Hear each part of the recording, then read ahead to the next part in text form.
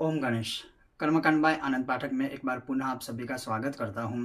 और हर रोज जब आप पूजा करते वक्त या पूजा करते समय जब भी आप अपने आसन के ऊपर बैठते हैं, और जब आसन के ऊपर बैठते हैं तो आसन पर बैठने के बाद तुरंत ही सबसे पहला यह कार्य करना चाहिए जिसे हम कहते हैं आसन शुद्धि या आसन को पवित्र करना। जो किस तरह से किया जाता है वह आज मैं प्रैक्टिकली आपको इस वीडियो में दिखाऊंगा।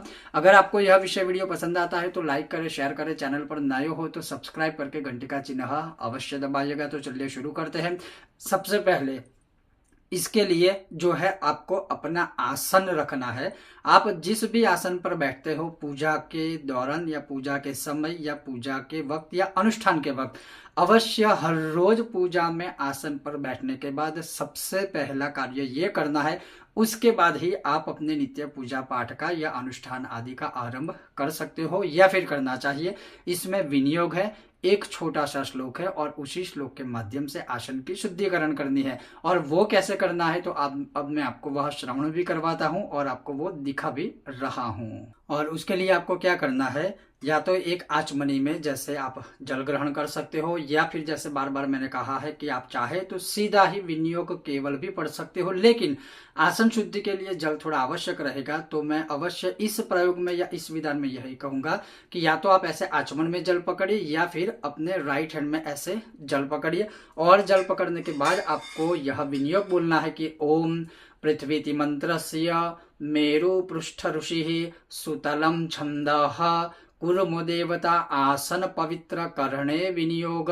तो यह जो जल है वह अगर अधिक जल लिया है तो वह किसी पात्र में पहले आप छोड़ दीजिए, और छोड़ने के बाद जो गीला हाथ है ना उसको जो आसन पर हम बैठे हैं उसके ऊपर छिड़कना। जैसे ये देखिए गीला हाथ है, अब ये जो गीला हाथ या उसमें जो जल मैंने लिया था ना उसको यहाँ पर ऐसे अपने आसन के ऊपर ऐसे छिड़किए।